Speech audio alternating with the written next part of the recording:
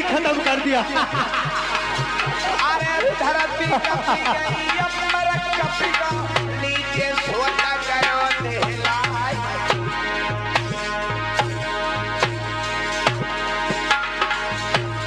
धरती कपी गई अंबर कपी गई नीचे सोता करो नहलाए। अरे सूखी जान पे कपाल में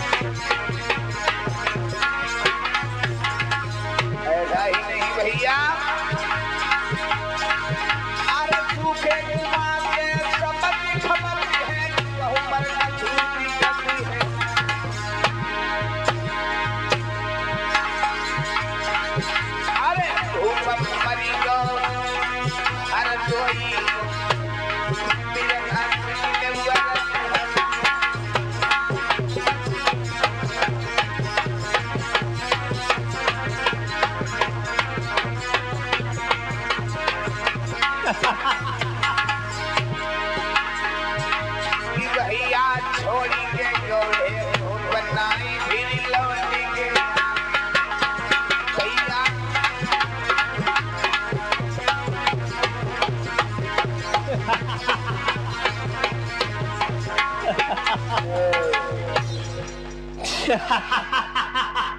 हर छोटकाओ दद्दू सब ये भारत देश की राज मेरे कब्जे में हुई और इस देश का राजा मैं और ये प्रजा सारी मेरी है। इसे दुखी रखूं या खुशी अब मेरी मर्जी चलेगी और मुझे जिसे डर था उसे भी खत्म कर दिया। हाँ दद्दू अब मुझे किसी से डर नहीं है। ये राज अपने मन से चलाऊंगा।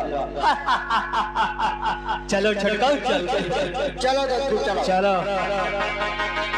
बस बहुत फड़फड़ाता था। राजा है राजा है राजा है।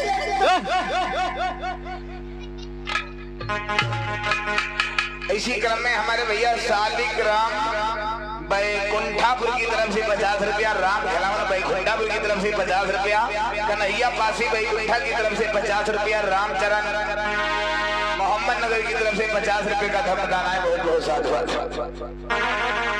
याद रखना मेरे बंधु, आज जैसे धीरे धीरे धीरे धीरे ये खबर महाराज राजा बली के मंत्री के पास में गई। जैसे ये खबर मंत्री के पास में गई है कि मेरे महाराज को मार दिया गया। अरे वो ब्राह्मण ने मेरे महाराज को मार दिया। तो आज मंत्री विचार कर रहा है मुझे भी नहीं छोड़ेगा, वो मुझे भी नहीं छोड़ेगा। क्यों? क्योंकि जब आया था वो महाराज से मिलने के लिए तो मैंने उससे घूस मांगी थी कि हमें 1000 रुपया दे दो। वो मुझे भी नहीं छोड़ेगा।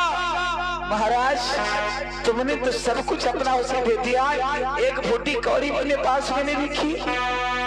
महाराज एक फूटी कौड़ी तुमने नहीं रखी। महाराज मैं अपने पुराने कपड़े भरता हूँ और यहाँ से निकल लेता हूँ, नहीं तो उस ब्राह्मण की नजर हम पे पड़ जाएगी तो वो हमको मार देगा। इसलिए मुझे निकल जाना चाहिए। ध्यान देना मेरे भैया।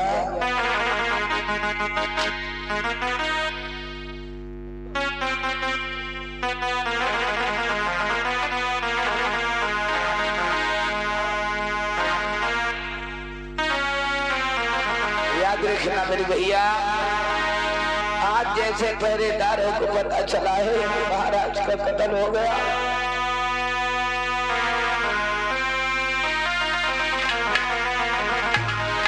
आज महाराज का मंत्री और वो पहरेदार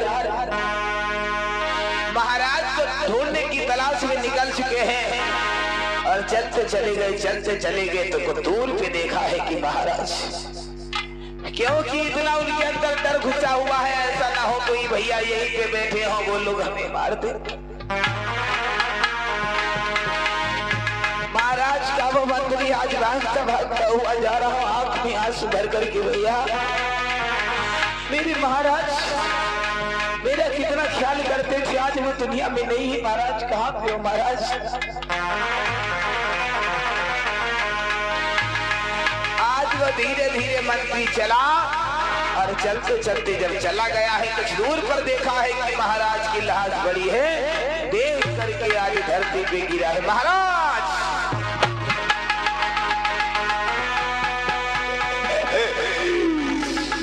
अरे महाराज,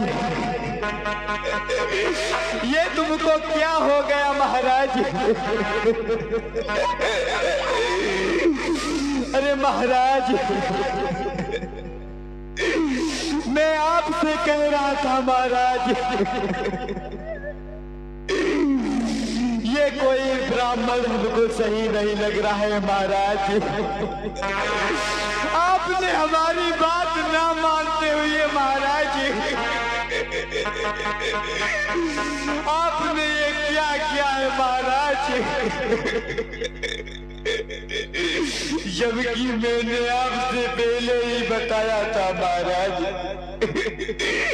कोई कार्य करना तो सोच विचार के करना महाराज।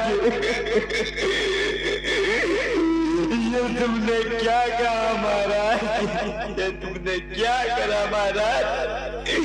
क्योंकि महाराज तुम्हारे सामने में तुम्हारे मंत्री की रोटी जलती थी महाराज। महाराज, ये तुम्हारा मंत्री अभी क्या करेगा, क्या नहीं करेगा महाराज? क्या करूं महाराज, कुछ समझ में नहीं आ रहा है, क्या करूं महाराज? तो भैया आज जैसे ही देखा है महाराज की लहर को, तो इसके अंदर भैया क्रोध की ज्वाला फट गई और कहने लगा है महाराज, अरे वर्षों से तुम हमें अपने पुत्र के समान मानने वाले, आज तुम हमसे कोई कार्य क्यों नहीं बता रहे हो? अरे महाराज, गोला गजब का है गिरा, सरी पर हमारे टूट कर, आए मेरे महाराज,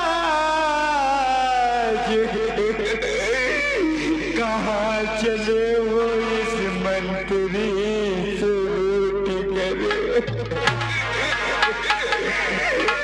महाराज, लौट के आ जाओ ना महाराज।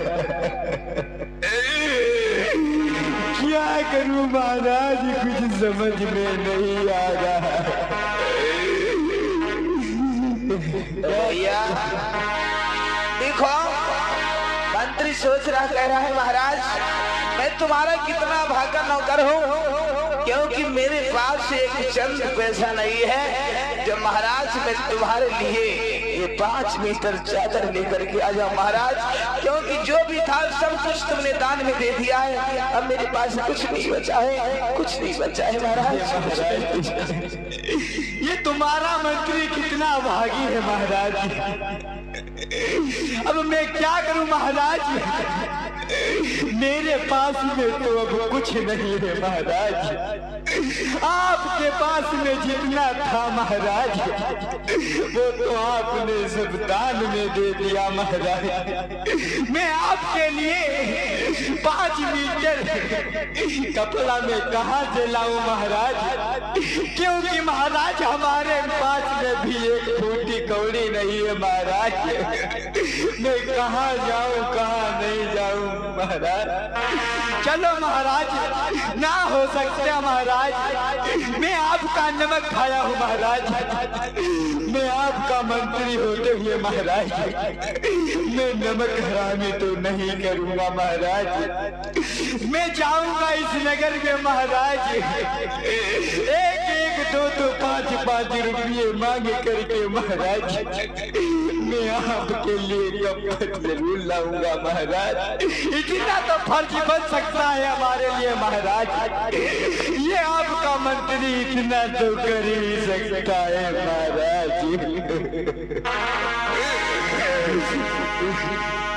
याद रखना मेरे भैया, आज वो वफादार मंत्री कह रहा महाराज मेरा इतना तो हक बनता है, मेरे पास से ना सही लेकिन इन भैया लोगों से थोड़ा बहुत इकट्ठा कर लेंगे ताकि महाराज तुम्हारे लिए कफन आ जाए, क्योंकि मैं तुम्हें 5 मीटर कपड़ा दे सकूं महाराज, क्योंकि महाराज परसों से मैंने आपका नमक खाया है, तो इतना मेरा फर्ज बनता है कि हमारी इतनी बहनी बैठी है, ये सब लोग दे देंगे तो मेरे महाराज का कपड़ा आ जाएगा, याद रखना मेरे बंधुओं। मंत्री बोला है भैया पहरेदार, किसी ने कहा है कि जिंदगी में हजारों का मेला जुड़ा, वो मेला जुड़ा हंस जब जब उड़ा तब अकेला उड़ा, हंस जब जब उड़ा तब अकेला उड़ा, हंस जब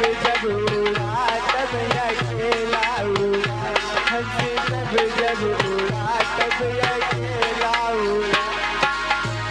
जिंदगी में हजारों का मेला जुड़ा, वो मेला जुड़ा हंस जब जब उड़ा तब अकेला उड़ा, हंस जब जब उड़ा तब अकेला उड़ा, हंस जब जब उड़ा तब अकेला उड़ा। इतने हमारे भैया लोग बैठे हैं, देखते हैं कौन अपने महाराज के लिए थोड़ा सहायता करता है कि इनके लिए 5 मीटर कपड़ा है जा बिजनेस भैया। जिंदगी में हजारों का मेला उड़ा, वो मेला जुड़ा हंस जब जब उड़ा तब अकेला उड़ा, हंस जब जब उड़ा तब अकेला उड़ा, हंस जब जब उड़ा तब अकेला उड़ा। और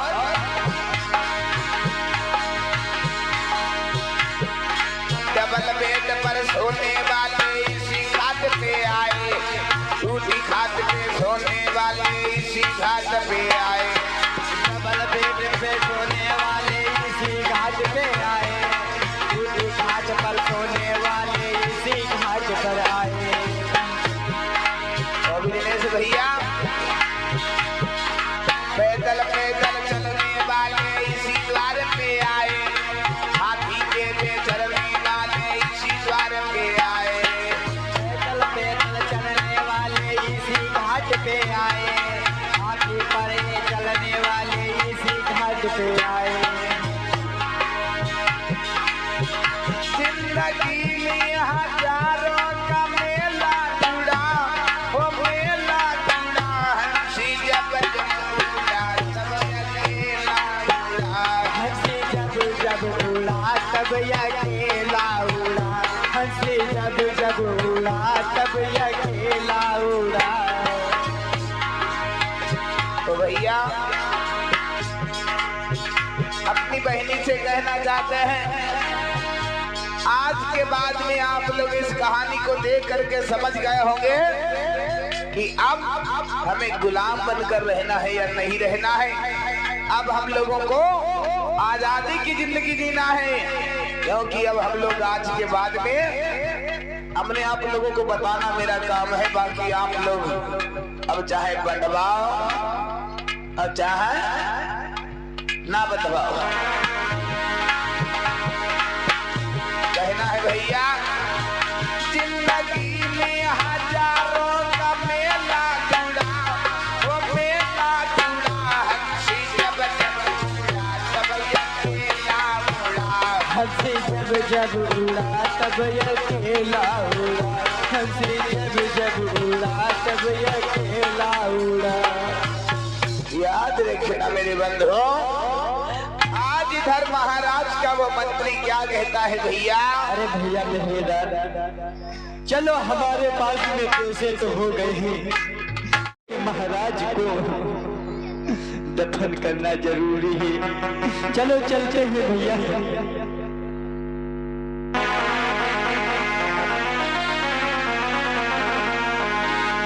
याद रखना मेरे बंधुओं,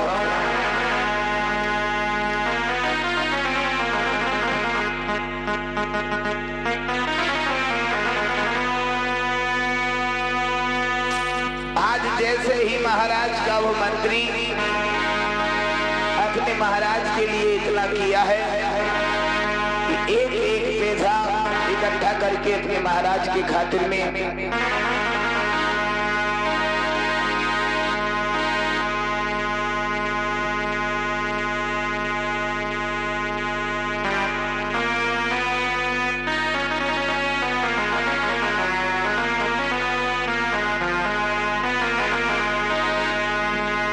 याद रखना भैया, जैसा कि एक बात हम आप लोगों को बता दें। कौन सी बात? बहुत ही एक मेन बात है। जैसा कि पेरियार ललाई सिंह यादव ने अपनी सच्ची रामायण में एक चौपाई लिखी है, बड़ी प्यारी सी। कौन सी? बड़ी प्यारी सी चौपाई लिखी है पेरियार ललाई सिंह यादव जी ने। याद रखो मेरे भाइयों, याद रखो मेरी बहनों, सब दिन कमजोर आदमी ही सताया जाता है। सब दिन कमजोर आदमी को लोग सताने की कोशिश भी करते हैं। लिखा है पेरियार ललाई सिंह यादव जी ने अपनी पुस्तक में। कैसे गुरुजी? गौर करना भैया, बहुत एक एक लाइन आज ये बताने जा रहे हैं कि कमजोर आदमी सताया आखिर कैसे जाता है। ललाई सिंह यादव ने लिखा है, जरा गौर करना।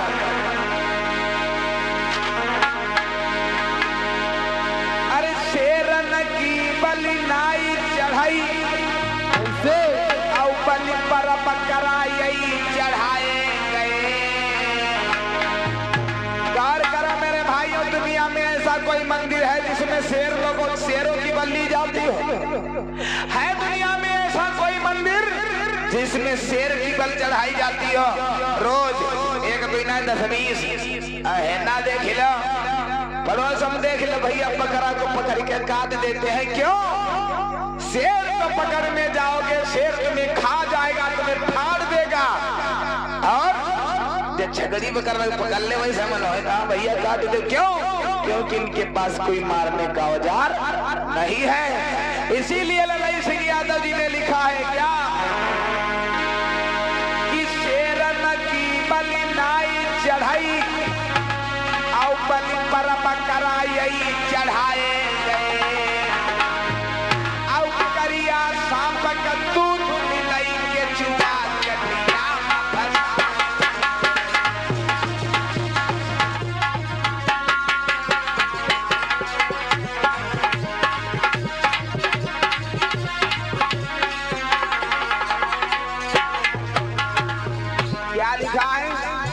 कि शेरन की बलि नाई चढ़े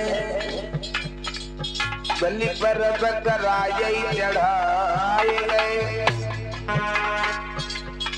करिया सांप को दूध मिलाई के चुआ कटिया माँ। यानी भैया हमारे समाज के अंदर अंधविश्वास फैला हुआ है। कैसे? ये लोग भैया देखो शेर की बलि नहीं चढ़ा, जो बकरों की बलि चढ़ती है। अब इधर ये हमारी बहनी लोग भैया लोग करिया सांप को दूध पिया वजह नहीं करिया सांप को। हाँ क्यों? अगर जब मौका पाई जाए तो तुम्हें जिंदगी भर नींद सुला सकता है।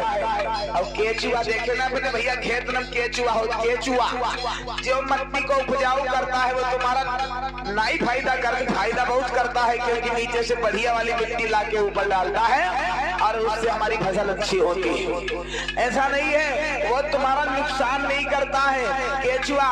लोग फिर भी उसे काट के कटिया में फंसाते हैं। और सांप के पकड़ के देखो कोई लोग देखो जिंदगी देख कर हाथ धोए बैठी हो। इसलिए भैया इसीलिए ललाई सिंह यादव जी ने लिखा, क्योंकि आप लोग जानते हैं बड़े बड़े विद्वानों ने कह दिया है, बड़े बड़े विद्वानों ने कहा है भैया कि काला सर्प कभी दूध नहीं पीता है। अगर जो पी भी लेता है तो उसके लिए खुद ब खुद जहर बन जाता है।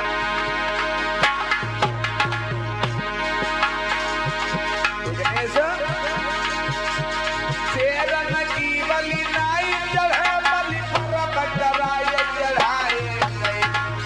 और करिया सांप को दूध मिलाई के चुआ कटिया फंसा।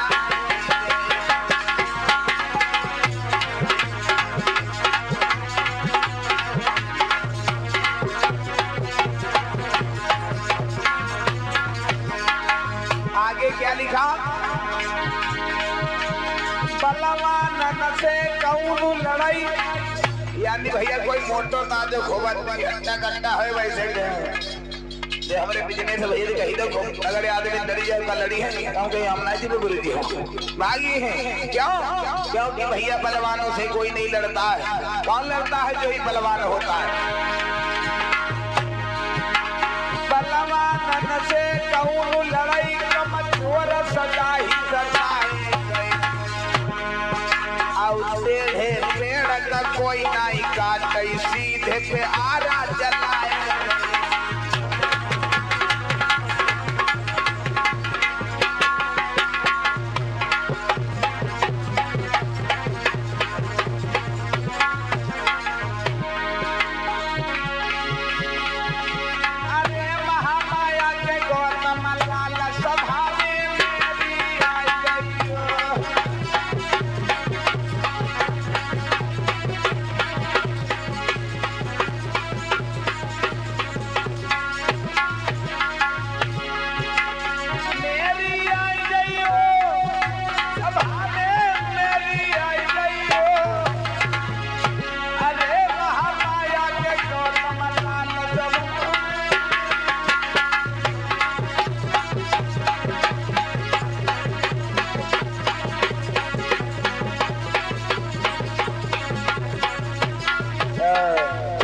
याद रखना मेरे बंधु, इस प्रकार से महाराज राजा बलि का निधन हुआ और लोगों ने बता दिया कि उनको पाताल पहुंचा दिया गया। लोगों ने बता दिया पाताल पहुंचा दिया गया।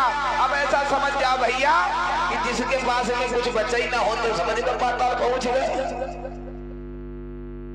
आजा भैया तुम लोग हटवाए।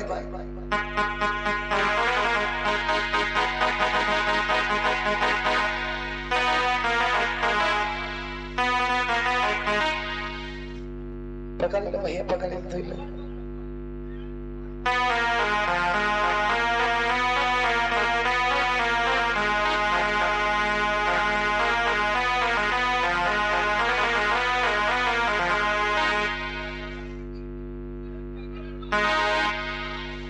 मले जो धानन वाले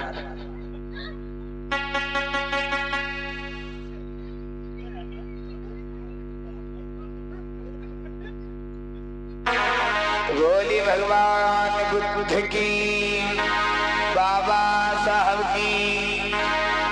और इसी क्रम में हमारे भैया मान सिंह राजवंशी सरौनी की तरफ से 50 रुपया, मनोज कुमार सरौनी की तरफ से 50 रुपया,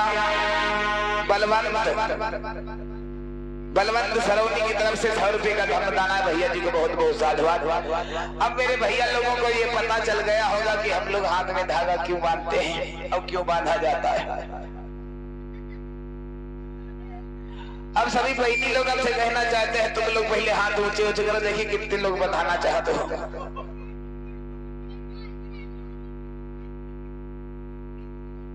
कोई लोग ना बंधा भैया, अब तो ना बंधा भैया तो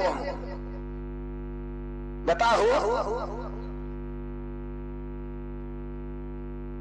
बताओ बहनी बताओ, समझ गए कि नहीं? जो अच्छा बताओ। अच्छा कितने लोग हमारी बहनी समझ गए हैं कि ये बात हमारी समझ में आएगी? हाथ उठाओ, उनका पता चल जाएगा। आधे लोग तो हो जाएंगे, हाँ। और कुछ लोग भैया बात ही नहीं समझ पावते। कौन लोग नहीं समझ पावते? जन लोग आलसी होते हैं। ये लोग भैया बात ना समझ पाते का है। ये लोग अपने घर की बतला न करते। आज आते कंडा छत पट्टारी है नहीं सुनो ही बरसे लगे भीती रोटी से मेरे काहे बनी। तो ये सब अपने अपने घर की विचार लगावा रहे तो भैया कहाँ बात दिमाग में फंसे है ना? क्योंकि भैया मैं जानता हूँ हमारी अम्मा बहन के अंदर तो भैया कूट कूटी भरो है, कूट कूट भरो को है बिजनेस बाबू कि निकालना बहुत कूट का काम है। गाय तो परेशान जे हमारे भैया लोग, हम तो चलो भैया बहुत छोटे कथावाचक हमें कुछ मालूम ही नहीं है, लेकिन हम तो सोच रहे हमारे बड़े बड़े भैया लोग सब लगे हैं और बाद में हम जाते हैं देखते हैं भैया जैसे तब रहे तैसे अब है। तो भैया लोगों से बताना ये चाहेंगे कि जब तक भैया अपने अंदर परिवर्तन नहीं करोगे तब तक ये न कहो कि हम बुद्ध कथा खाली करा रहे हैं। सभी बहनी लोगों से कहना चाहते हैं अपने अपने शादी बारातों में बदलाव करो, शादी बारातों में बदलाव कराओ। देखो भैया कोई कोई हमारी बूढ़ी बूढ़ी अम्मा बैठी है, यही जैसे निको बहन लड़का करो जल्दी बिहाव भो है, जल्दी में लड़कवा करो बियाह हुआ है, वह साल और 2 साल नहीं बीत पाए। अब सोचे लगी है हे भगवान हमारे घर में जल्दी पोता भेज देती हो। 2-3 जगह बार बनवाई रहते अपने पोते की अपनी जिंदगी में ही। अब जैसा ही भैया तो मान पाई नहीं, अब जो पोता आवेज नंबर भोए के पहले टपक गई के भैया चली गई। और जब पोता भैया घर में आई गो अब लड़कवा पर बोझ हुई गो हमारी मानी के रहे 2-3 जगह बार बनवाई तो लड़कवा के और भैया वही से भले करे हम बनवाई तो ट्रैक्टर बंधावे टराली बंधावे रिश्तेदार नहीं बुलवावे भैया कहूँ टेढ़े ना तक ले जाओ गार देने जहाँ भैया जिसे माने तो तहाँ ले जाए है ना।